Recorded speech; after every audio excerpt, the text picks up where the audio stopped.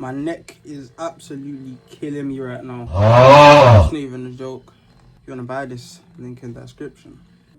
What's good, YouTube? We're back with another video today, and we're going to be covering the topic of why saving is important. Now, this is one of the hardest things to do, to be quite honest. Some it may be easier. I know a lot of people find it easy to save, but for a lot of people it is quite hard.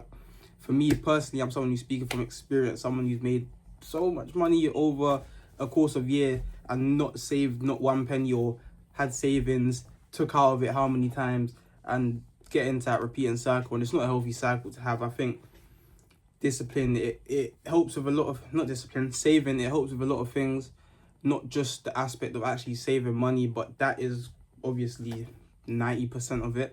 But today we're going to cover some topics. We're going to cover why you should save, cover how you can save, some saving methods, and then we're going to wrap up. And yeah, so let's get straight into it. For the first point, we got why.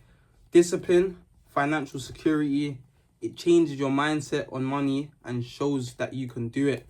Now, these are the four important things, the four important aspects of saving. It builds a lot of discipline when it comes to managing your money and things like that. It teaches you to manage money better. Financial security, so you're not always feeling like, so you're not always in like a poverty mindset. And it changes how you move. Once you know you have 10k, 1k, 5k, depends where you are, maybe even 500 put to the side, then you feel different. It changes how you move. It changes how you carry yourself, I guess you could say. You're not feeling, you always know you have a backup. So financial security, it changes your mindset on money. That covered basically two of them. And it show yourself you can do it. Now, once you show yourself you can do it, it gives you confidence in a lot of other aspects of life. And I think saving is a good one. So how you can do it. Now, whether you're self-employed, you're working, or I guess those are pretty much the only two, or you're getting money from your parents, or however you do it, we can follow this rule. This is what I like to do, the 50-30-20 rule. Now, you might have heard of this before if you're into a lot of financial things and you've tried to look at how to save before. But the 50-30-20 rule, basically, it adds up to 100%. So 50% you dedicate it to something, 30% you dedicate it to another thing, and 20% you dedicate to that. So that would be saving, reinvesting, and spending. You want to stick to this. Now, you can do it however you want, whatever works for you. You could do 20% save.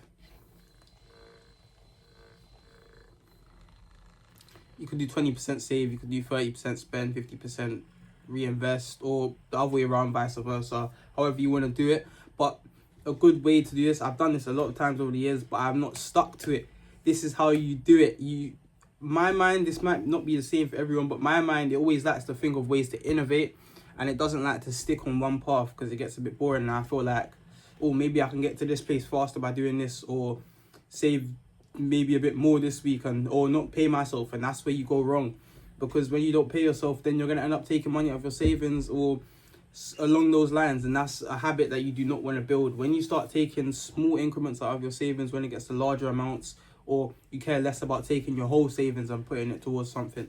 So you don't really want to break that rule. Once you set it, you want to stick with it for a good at least month, 2 months, 3 months, year, 2 years, wherever you are, especially if you don't pay bills in your house and you don't have a lot of expenses like that. This is a good rule to follow.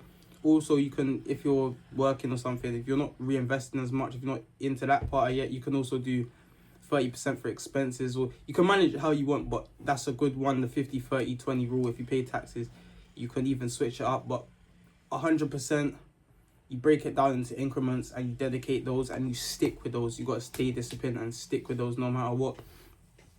Now, I even caught myself doing this the other day. As I said, almost slipped up and forgot that, because yeah, I don't even get too into detail. Almost forgot that I had to follow this rule, and I was gonna think, oh, let me just not pay myself this much and then not pay myself for the next 2 weeks. And I forgot. I had to remind myself that's not how you do it, because that's how you break the cycle of that's how you break the pattern, and you're gonna end up with the same amount anyway, because it's all in percentages. So it's just kind of how my mind works, so you guys can get a bit of relativity, if that's even a word, or if that even makes sense as to what I'm saying. But that is definitely a strong point, the 50-30-20 rule, that you break down into increments and how you want to do it.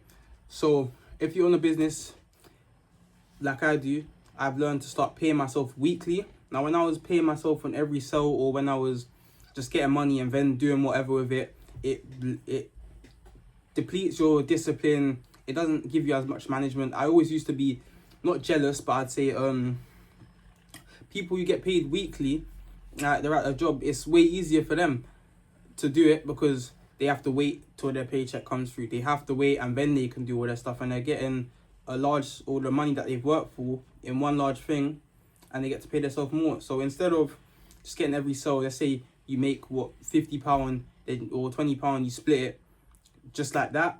Wait for the whole week. Maybe you get 3, 4, 5, £50, you make 200, and you split it like that, so it will last you till the next week, and you do it like that. No, so pay yourself weekly. That would be advice from me if you are self-employed, if you are able to do that. No, if you're working, you get a paycheck, and you can do that same thing because you're getting paid on a weekly term or whatever. Maybe it's daily, but I would say also try to pay yourself weekly or something along those lines. Yeah, get used to not spending that unnecessary money by doing that. Get used to going throughout the week. If you run out of spending money, then you have nothing to spend and you got to wait until next week. That's just a very good way to build this. So yeah, stay inside. Actually get used to staying inside and not going out spending as much, because I know you guys be going to the shops, you have this much in your spending, you think, and the total may come out to just like 20p on top of it, and you think, oh, let me take out my savings just so I can cover that. That's a bad habit. You don't want to get used to actually taking out of your savings. You might want to stay inside till you hit your first saving goal, so then you get used to staying in that mindset of not doing those little things that will knock you off your horse.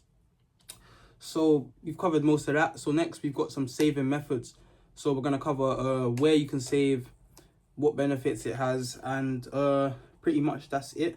So we've got premium bonds. If you guys know what premium bonds are, if you're 16 and over, premium bond is basically an account you can put your money into where it has a monthly prize draw where you can win anywhere from 25 to $1 million on every bond that you have. So I think a bond is about £1 each.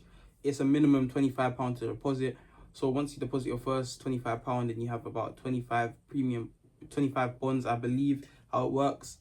And yeah, you get a chance every month to win 25 to $1 million. It has interest, so it's also like a normal savings account, so you can't miss out on anything. You're not going to lose any money putting into that account, and it takes a couple days. Let's say you wanted to withdraw the money from it, and if you do win, you can choose it to reinvest right back into premium bonds, which you can withdraw at any time. Now, a benefit with this is you're not going to be able to just take out money from your savings, whereas like if you have a saving account on your main bank, that's not really saving, because it's right there where you can see it, and it's going to be easy for you to just withdraw from at any time. So yeah, once you have that little 3 days or the days that will take to withdraw, let's say you happen to slip up and withdraw, then you have the time to actually think about it. You can think about it before doing that and think, do I really need to take this out of my savings? And pattern yourself up, you get me? Give yourself that reminder that you shouldn't be doing that, literally. Now, we've got saving in cash. Now, saving in cash, that's one thing I do like to do, but I decided to mostly go with other methods. Saving in cash, you're putting it up, you're not going out, don't bring the cash out, get a little safe, get a little, put it in the shoebox, put it in the cupboard, leave it, and that way you can actually see what you're building, and it inspires you to just save more. That may be for many, maybe not for all, but I feel that is a good way to do it. When you save in cash, you're able to see what you're saving, and you're able to be proud of yourself, and you want to see that keep stacking up, literally. Yeah, so saving in cash, that's another method. Some of this might be a bit harder for you, especially if you don't have a card. You use cash all the time, you're used to using cash, you might take out a tenner quickly, and it might just not be for the best cause. That's why you've got other methods like premium bonds. And for the last one that I can think of right now, the last point I've written down, we've got, if you're old enough to open a high interest savings account, a high yield saving account, high interest saving account, where you can also, for most of these, you can lock them for an amount of time, like a year and things of that nature.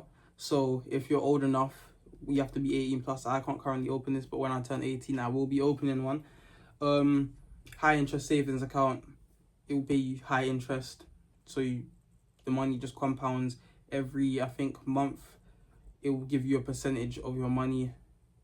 It will add a percentage of what you have to the money you already have saved, and that compounds over the years and months, of course. So let's say you have 100, the interest rate is 10%, so as £10, and then you get another 10% next month on that, so you'll have another £11 added onto that. So it just compounds high interest, where normal savings accounts we get about 2 to 3%, 2 to 4% annual interest, or annual interest usually comes through monthly. And those are 3 ways that where you can save your cash. That's a good way to do it. Now we're gonna wrap up there. We might do a little part 2 if you guys request, but I hope you guys enjoyed the video. And I recorded this video with a bruck neck. My neck is absolutely effed. Make sure you guys like, because I had to put this video together for you guys, and subscribe, share to someone who needs to hear this. Peace.